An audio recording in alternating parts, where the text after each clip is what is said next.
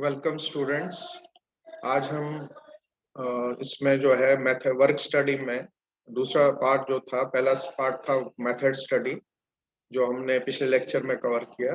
आज हम work measurement जो वर्क स्टडी का दूसरा पार्ट है उसको हम स्टडी करेंगे। तो वर्क मेजरमेंट में मेथड स्टडी में जैसे आपने देखा कि हम काम कैसे हो रहा है, उस वर्कर को कैसे वो काम कोई भी ऑपरेशन कैसे कर रहा है, चाहे वो ड्रिलिंग ऑपरेशन हो या टर्निंग ऑपरेशन हो। और वर्क मेजरमेंट में हम उसको रिकॉर्ड करेंगे कितना टाइम लेता है वो अंडर स्टैंडर्ड कंडीशंस के अंडर, कितना टाइम लगता है उसको किसी भी काम को करने में। तो हम इसको बोलते हैं टेक्निक्स ऑफ वर्क मेजरमेंट।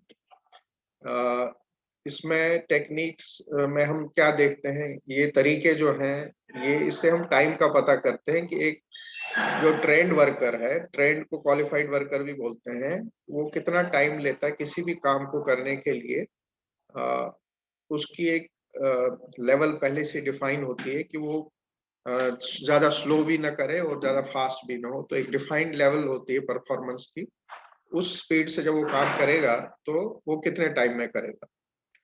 तो इसमें हमने किसी भी प्रोडक्ट को बनाने के लिए हम ये देखते हैं कि भाई उसमें कौन सा टाइम ऐसा है जो वेस्ट हो रहा है।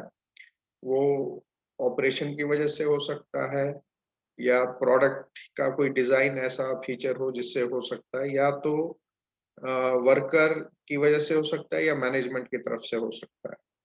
तो इन सब कारणों से जो है प्रोडक्टिविटी कम हो जाती है उस फैक्ट्री की या कंपनी की। तो एक जो मेथड इंजीनियर है, जो वर्क स्टडी इंजीनियर है, वो यही देखता है कि भाई कैसे हम ये जो इनफेक्टिव टाइम है, जो वेस्ट हो रहा है टाइम, चाहे वो वर्कर की वजह से हो या मैनेजमेंट, उसको रिमूव किया जाए, निकाला जाए। तो इसके लिए हमने मेथड स्टडी पहले ही देखा हुआ है कि भाई कैसे करना है, क्या टेक्निक है। उसमें हमें काम का पता लगता है कि कैसे करना है किसी भी प्रोडक्ट, किसी भी चीज को बनाने के लिए। और कम से कम उसकी हाथ की मुंह में मोशन हो या उसके बाजू का मोशन हो, कम से कम मोशन से वो काम हो। तो जो रिक्वायर्ड मूवमेंट्स नहीं है उनको खत्म करके उसको किया जाता है। वो तो मेथड स्टडी में देखा। अब एक और काम ये है कि कितने टाइम में हो रहा है वो काम। तो उसके लिए टाइम टेकन फ्रॉम प्रोसेस जो है, उसके लिए देखना है कि वो टाइम अगर मटेरियल टाइम पे नहीं आता तो उसमें ज्यादा टाइम लगेगा, उसको वेट करना पड़ेगा, मशीन भी आइडल रहेगी और ऑपरेटर भी। तो वो मैनेजमेंट के कंट्रोल में आएगा। और दूसरा हुआ टाइम, जो अननेसेसरी टाइम है वो वर्कर की वजह से हुआ। जैसे वो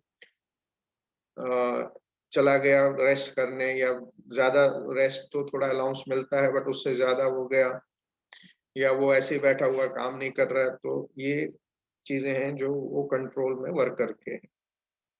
तो वर्क मेजरमेंट को हम कैसे डिफाइन करें, कैसे बताएं, वो तरीका है जिससे हम इन्वेस्टिगेट करते हैं, रिड्यूस करते हैं इनफेक्टिव टाइम को और खत्म करते हैं, ताकि कम से कम टाइम में एक काम हो सके। तो इसको हम वर्क मेजरमेंट में हम बेसिकली जो टाइम है उसको हम नोट करेंगे, और जो इनफेक्टिव टाइम है उसको स्टडी करके उसको निकाल देंगे ताकि कम टाइम में वो काम हो। तो ये आसान नहीं है कि भाई हम इसको, बट स्टडी जब करेंगे तो पता लग जाएगा। और एक बार पता लग गया तो फिर उसको कम टाइम में कैसे वो ऑपरेशन हो, काम हो, उसको किया जा सकता है। तो इसमें स्टैंडर्ड टाइम सेट किया जाता है किसी भी काम करने का। स्टैंडर्ड टाइम में वो जो इनफेक्टिव टाइम है वो निकाला जाता है, जो वेस्ट टाइम था। और ये वर्क मेजरमेंट का काम एक्चुअली वर्कर इसमें थोड़ा रेजिस्टेंस दिखाते हैं, इसलिए कि सबसे पहले जब ये शुरू हुआ था तो इसको हम वर्क मेजरमेंट जो है वो टारगेट करते थे कि भाई जो वर्कर को कंट्रोल कर जो वर्कर का वेस्ट टाइम है उसको कंट्रोल करने के लिए, जबकि जो इनफेक्टिव टाइम है वो मैनेजमेंट की वजह से भी हो सकता है। तो पहले मैनेजमेंट के जो फैक्टर्स हैं जैसे मटेरियल लेट आया, ये सब नहीं देखते थे, बट आजकल दोनों चीजें हैं, वर्कर की वजह से जो टाइम वेस्ट हो रहा है या मैनेजमेंट की तरफ से। तो ये वर्क मेजरमेंट में दोनों फैक्टर्स को देखा जाता है। तो दो चीजें इंपॉर्टेंट है वर्क स्टडी के लिए। एक तो मेथड स्टडी हमेशा पहले होना चाहिए, बाद में वर्क मेजरमेंट होना चाहिए, क्योंकि ये दोनों पार्ट ऑफ वर्क स्टडी है। Method study plus work measurement दोनों वर्क स्टडी का पार्ट है। तो पहले मेथड स्टडी होता है, उसके बाद वर्क मेजरमेंट। और वर्क मेजरमेंट में क्या करते हैं कि हम मैनेजमेंट की तरफ से जो इनफेक्टिव टाइम है उसको खत्म करते हैं, और जो वर्कर के कंट्रोल में है इनफेक्टिव टाइम उसको हम रिमूव करने की कोशिश करते हैं। तो अब इसके फायदे क्या हैं, ऑब्जेक्टिव्स क्या हैं वर्क मेजरमेंट के? पहले ऑब्जेक्टिव्स देखते हैं, मकसद क्या है। एक तो इससे स्टैंडर्ड कॉस्ट निकलता है किसी भी प्रोडक्ट का, और बजट बनाने के काम आता है, और कैसे काम बैलेंस डिस्ट्रीब्यूट करना है, बांटना है वर्कर्स में, तो वो भी हम टाइम निकाल के किसी भी हर ऑपरेशन का एक अलग से स्टैंडर्ड टाइम निकाल के फिर काम डिवाइड कर सकते हैं। तो शेड्यूलिंग एंड प्लानिंग में हेल्प करता है। मशीन की इफेक्टिवनेस निकालने के लिए, भाई मशीन फुली यूटिलाइज हो रही है नहीं हो रही है, वो हम स्टैंडर्ड टाइम हर ऑपरेशन का उस मशीन पे जो होगा वो कैलकुलेट करके कर सकते हैं। और प्रोडक्शन लाइन को बैलेंस करने के लिए न्यू मॉडल्स, नए प्रोडक्ट्स या मॉडल्स बनाने के लिए भी हम स्टैंडर्ड टाइम को यूज करते हैं। वर्क मेजरमेंट के थ्रू ही स्टैंडर्ड टाइम निकलता है। और जो अगर कोई नया चीज बना, नया प्रोडक्ट हो, तो उसको कॉस्ट एस्टिमेट करने के लिए भी ये स्टैंडर्ड टाइम जो वर्क मेजरमेंट से निकलता है इसको यूज करते हैं। इसके अलावा हम टाइम स्टैंडर्ड जो कि वर्क मेजरमेंट से मिलता है हमें, उसको हम एक बेसिस बनाते हैं वेज सैलरीज बनाने के लिए। वर्कर्स का वेज इंसेंटिव प्लान बोलते हैं उसको। और एक और फायदा है टाइम स्टैंड निकालने का, इससे लेबर का कॉस्ट कितना लग रहा है उसको हम स्टडी या कंट्रोल कर सकते हैं। अब एलिमेंट, अब कंपोनेंट्स हम देखेंगे वर्क मेजरमेंट में क्या क्या चीजें हैं। एक एलिमेंट है, एलिमेंट होता है कि किसी भी काम का, एन एलिमेंट एक पार्ट होता है किसी भी काम का जिसको हम ऑब्जर्व करते हैं। परफॉर्मेंस रेटिंग होता है कि भाई रेटिंग वर्कर की या ऑपरेटर की जो स्पीड है उसको रेट किया जाता है। रेट मतलब वो स्लो कर रहा है, ज्यादा कर रहा है, ये सब। और टाइम अलाउंस होता है, टाइम देना वर्कर को ताकि वो जब थक जाए तो थोड़ा सा रिलैक्स करे, और उसको सपोज पर्सनल नीड वॉशरूम जाना है तो वो अलाउंस हम स्टैंडर्ड टाइम में ध्यान रखते हैं। और स्टैंडर्ड टाइम क्या है? टाइम जो लगता है एवरेज वर्कर को, एक एवरेज वर्कर को टाइम कितना लगता है किसी काम को पूरा करने में, ऑपरेशन को एवरेज स्पीड पे, न तो स्लो ही न ज्यादा फास्ट ही, अंडर नॉर्मल वर्किंग कंडीशंस में क्या टाइम लेता है वो किसी भी, चाहे वो ड्रिलिंग ऑपरेशन हो, टर्निंग हो, कोई भी ऑपरेशन। तो अब इसमें ये देखना है कि परफॉर्मेंस रेटिंग का फॉर्मूला हम देखते हैं क्या है। परफॉर्मेंस रेटिंग किसके बराबर है? ऑब्जर्व परफॉर्मेंस, जो ऑब्जर्व किया, डिवाइडेड बाय स्टैंडर्ड परफॉर्मेंस जो डिसाइड होगा पहले से ही, इनटू 100। इसको बोलते हैं परफॉर्मेंस रेटिंग। अब ये अलाउंस में क्या क्या देते हैं हम? अलाउंस में एक तो रिलैक्सेशन अलाउंस देगा, ऑपरेटर थक गया लगातार काम करते हो तो बीच में उसको अलाउंस देते हैं। शॉर्ट रेस्ट के लिए, और मशीन को स्टार्ट करना और शट डाउन उसमें भी टाइम लगता तो वो अलाउंस देते हैं। क्लीनिंग, सपोज लेथ पे काम कर रहा है, उस पर चिप्स हैं तो उसको क्लीन करना भी जरूरी है, तो उसमें भी टाइम लगता है तो वो अलाउंस देते हैं। Cleaning allowance, tooling allowance, tool fit करना है टूल पोस्ट में, उसमें भी टाइम लगता है। सेटअप चेंज ओवर अलाउंस एक प्रोडक्ट से दूसरे प्रोडक्ट लेथ पे, पहले एक पार्ट ए हो रहा था, पार्ट बी बनाना है तो उसमें सेटअप चेंज करना पड़ता है, मशीन की सेटिंग, तो उसमें भी टाइम लगता है, तो वो अलाउंस भी देना पड़ता है। रिजेक्ट प्रोडक्शन अलाउंस, कोई रिजेक्शन हो तो उसमें टाइम लगता है। ट्रेनिंग अलाउंस, लर्निंग या ट्रेनिंग अलाउंस, किसी नए वर्कर को सिखाना है तो उसमें टाइम लगेगा, मशीन का टाइम जाएगा, तो वो अलाउंस भी देना पड़ता है। और एक पॉलिसी अलाउंस होता है इंक्रीमेंट, सैलरी बढ़ाने का, तो उसके लिए स्टैंडर्ड टाइम यूज किया जाता है कि उसका क्या अलाउंस देंगे, सैलरी में कितना उसको इंक्रीमेंट करें। तो अगर हम स्टैंडर्ड टाइम देखें तो स्टैंडर्ड टाइम कैसे निकलता है, पहले नॉर्मल या बेसिक टाइम निकालते हैं। वो होता है ऑब्जर्व टाइम, जो हम ऑब्जर्व करते हैं स्टॉप वॉच लगा के कितना टाइम उसने लिया काम करने का, इनटू ऑब्जर्व्ड रेटिंग एक होती है और एक स्टैंडर्ड रेटिंग है, इससे मल्टीप्लाई करेंगे तो बेसिक टाइम मिल जाएगा। ये स्टैंडर्ड रेटिंग फिक्स्ड होता है, ये दिया जाता है। और ऑब्जर्व टाइम, ऑब्जर्व देखा जाता है वर्कर, किसी भी वर्कर का कितने टाइम में कर रहा है। तो इसमें स्टैंडर्ड टाइम, एक बार नॉर्मल या बेसिक टाइम निकल गया, उसमें अलाउंस डालेंगे तो वो स्टैंडर्ड टाइम बनेगा। So standard time is equal to normal time plus allowance. अब हम टेक्निक्स डिस्कस करेंगे, मेथड्स, वर्क मेजर, डब्ल्यूएम का मतलब है वर्क मेजरमेंट। तो वर्क मेजरमेंट लिए क्या क्या टेक्निक्स यूज होती हैं? एक टाइम स्टडी है, एक सिंथेसिस, दूसरा है पीएमटीएस, तीसरा एनालिटिकल एस्टिमेटिंग और चौथा वर्क सैंपलिंग। तो आपके सिलेबस में टाइम स्टडी और वर्क सैंपलिंग है, फर्स्ट एंड फोर्थ, तो ये हम डिस्कस करेंगे। सबसे पहले time study. What is time study? तो टाइम स्टडी नाम से ही पता लगता है कि हम टाइम नोट करते हैं, record the time and rates of working for the elements of A job. किसी भी जॉब को बनाने में सपोज एक ड्रिलिंग ऑपरेशन है, एक टर्निंग है, तो दोनों का अलग अलग से हम टाइम नोट करते हैं स्टॉप वॉच लेके। और देन उसको, उसके बाद दूसरा स्टेप में उसको डाटा जो हमने रिकॉर्ड किया उसको एनालाइज करते हैं, देखते हैं कि to obtain time necessary for carrying out the job at defined level। तो लेवल ऑफ परफॉर्मेंस मतलब ना तो बहुत स्लो ना बहुत ज्यादा फास्ट, तो कितना टाइम लग रहा है, तो बेसिकली टाइम रिकॉर्ड करते हैं। तो अब स्टेप्स क्या है नाउ, इसमें इस स्लाइड में हम स्टेप्स बता रहे हैं। स्टेप्स इन टाइम स्टडी क्या है?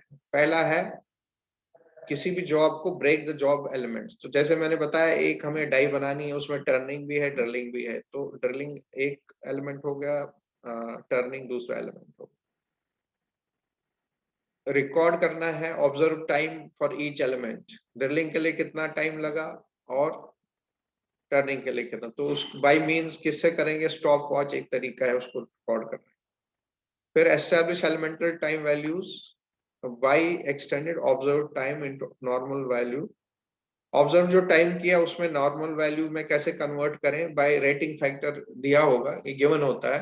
कि पिछले स्लाइड में मैंने फॉर्मूला बताया कि ऑब्जर्व टाइम को मल्टीप्लाई करेंगे, फॉर्मूला दिया हुआ नॉर्मल वैल्यू में कन्वर्ट कर देंगे। फिर उसके बाद अलाउंस डालेंगे नॉर्मल वैल्यू, तो स्टैंडर्ड टाइम मिल जाएगा। एसएस रिलैक्सेशन अलाउंस बताना है कितना टाइम दोगे, 5 मिनट दोगे, 10 मिनट दोगे, पर्सनल नीड के लिए, वॉशरूम जाना है उसको, या थकावट हो गई है, फैटीग जिसे बोलते हैं अंग्रेजी में, तो वो ऐड करेंगे। एक कंटिजेंसी अलाउंस होता है, वो भी किसी वक्त लाइव, तो उससे क्या होता है कि स्टैंडर्ड टाइम मिल जाता है। नॉर्मल टाइम में ऐड करते हैं allowance is equal to standard time. ये एक फ्लो चार्ट में दिखाया गया है, यही चीज जो अभी डिस्कस करते हैं। ऑब्जर्व टाइम स्टॉप वॉच लगा के देखा जाता है, मेजर किया जाता है, उसमें रेटिंग फैक्टर लगाएंगे, ये गिवन होगा रेटिंग फैक्टर, वो लगाएंगे तो नॉर्मल टाइम बनेगा। इसका फॉर्मूला मैं दिखा चुका हूँ पिछले स्लाइड में। और नॉर्मल टाइम में अगर हम रिलैक्सेशन अलाउंस ऐड करें तो वर्क कंटेंट मिल जाता है। ये वर्क कंटेंट में अगर हम कंटिजेंसी और कुछ स्पेशल अलाउंस अगर डालना हो तो उसमें फाइनली हमें स्टैंडर्ड टाइम मिलता है। ये हुआ टाइम स्टडी का प्रोसीजर। अब जो दूसरा टेक्निक हमारे सिलेबस में है वो है वर्क सैंपलिंग। तो वर्क सैंपलिंग क्या है? Work, it is a technique of work में, डब्ल्यूएम मैंने पहले ही बताया, डब्ल्यूएम इज वर्क मेजरमेंट। तो ये टेक्निक है वर्क मेजरमेंट का, वर्क सैंपलिंग, जिसमें कि हम स्टॉप वॉच यूज नहीं करते, क्योंकि टाइम स्टडी में हम स्टॉप वॉच से टाइम नोट करते हैं हर ऑपरेशन का, चाहे वो ड्रिलिंग हो, टर्निंग हो, बट यहाँ पे हम स्टॉप वॉच यूज नहीं करते, हम कुछ और टेक्निक लगाते हैं जिसको बोलते हैं सिंपल रैंडम सैम्पलिंग टेक्निक। ये प्रोबेबिलिटी यूज करते हैं इसमें, जिसको बोलते हैं सिंपल रैंडम सैम्पलिंग टेक्निक। इसीलिए इसका नाम वर्क सैम्पलिंग है, वर्क की सैम्पलिंग करते हैं और ये स्टैटिस्टिक्स से यूज करते हैं। तो वर्क सैम्पलिंग के कुछ और नाम भी है, active sample sampling, ratio snapping, snap reading and observing. अब पर्पस क्या है इसका, यूज क्या है? सैम्पलिंग करते हैं to estimate what proportion of workers time is devoted to work activity. मतलब कि सैम्पलिंग हम ये देखते हैं कि कितने टाइम में वर्कर काम कर रहा है और कितने में आइडल है।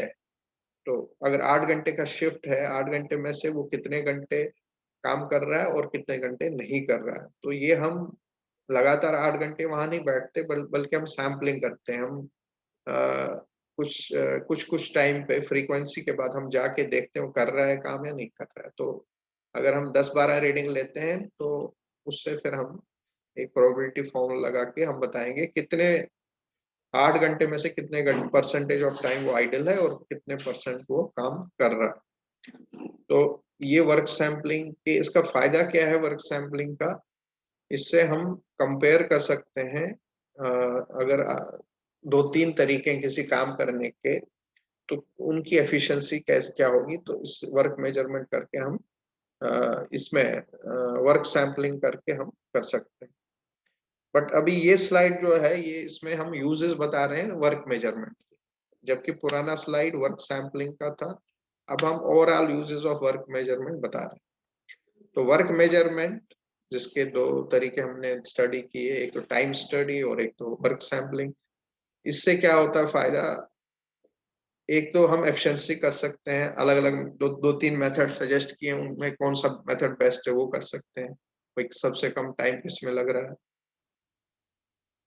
और फिर बैलेंस करने के लिए वर्क मेंबर्स, किसी भी टीम में जो वर्कर्स होंगे उसमें हम देखेंगे एक मल्टीपल एक्टिविटी चार्ट हमने पढ़ा था मेथड स्टडी चैप्टर में। मल्टीपल एक्टिविटी जिसमें बहुत सारी एक्टिविटीज हो रही हैं, एक ही वर्कर जो कर रहा है। तो एक वर्कर कर रहा है या 2 वर्कर इकट्ठे कर रहे हैं, तो उसमें क्या है कि हर मेंबर को ऐसे काम देने जिसमें बराबर समय लगे। तो ये हमें इससे वर्क मेजरमेंट से पता लगता है। और मैन एंड मशीन का जो मल्टीपल एक्टिविटी चार्ट बनता है, जो मेथड स्टडी में हमने दिखाया है कि मैन और मशीन का मल्टीपल एक्टिविटी चार्ट, उससे ये हमें मिलेगा, ये फायदा है उसका कि हम एक worker, the number of machine worker can run, एक वर्कर पैरेलली कितनी मशीनें चला सकता है। तो अगर आप पुराना वो चैप्टर देखोगे मेथड स्टडी वाला, तो उसमें हमने चार्ट में दिखाया है कि एक वर्कर 2 मशीनें पैरेलली चला रहा है। तो ये यूजेस हैं, ये फायदे हैं वर्क मेजरमेंट के। और इसमें ये आज हमारा ये जो टॉपिक था वर्क स्टडी का, वर्क मेजरमेंट का, ये कंप्लीट होता है। और अगले लेक्चर में हम नेक्स्ट चैप्टर में जाएंगे। Thank you.